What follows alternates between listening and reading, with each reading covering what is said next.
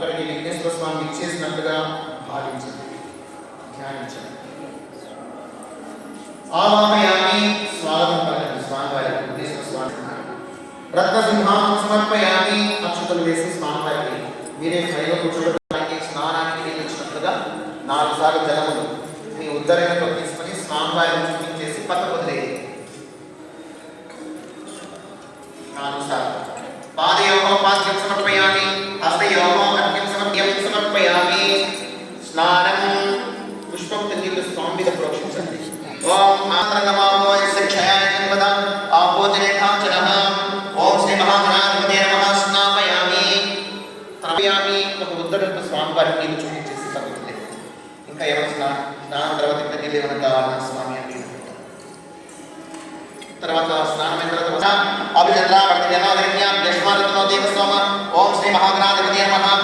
వస్త్రయుగ్మం సమర్పయామి. పుష్పార్చన విఘ్నేశ్వర స్వామి. ఇప్పుడు యజ్ఞోపవేదం కూడా స్వామివారికి అర్పించాలి కాబట్టి అక్షతలు తీసుకొని సమర్పించాలి. ఓం యజ్ఞోపవేదం పరమోపవిత్రం ప్రజా యజ్ఞోపవేదం సమర్పయామి. యజ్ఞోపవేదార్థం అక్షతాం సమర్పయామి.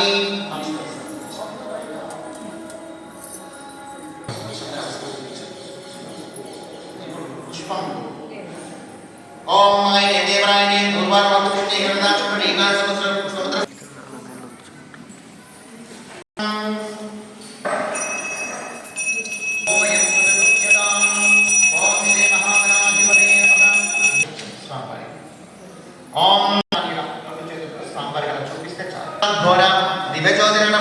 భక్తి దీపాన్ని వెలిగించమని, జ్ఞానజ్యోతిని వెలిగించమని.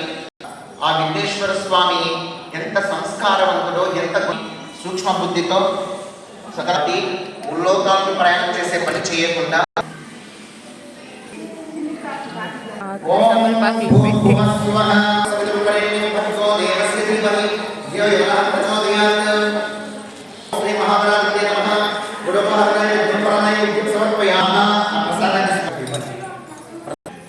హస్తో ప్రక్షాళయామి.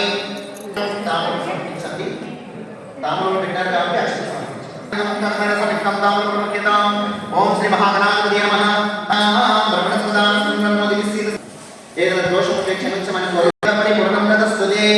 ఏదైనా దోషం ఉంటూ 2 పుష్పాలు వచ్చింది స్వామివారికి. ఉత్తరే గర్భ నమస్కారం చేసి మానసికంగా వాక్యంగా స్వామివారి నమస్కారం పుష్పం తీసుకొని తలలో పెట్టుకోండి.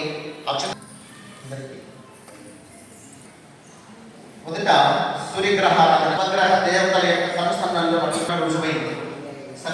ప్రభావం కాబట్టి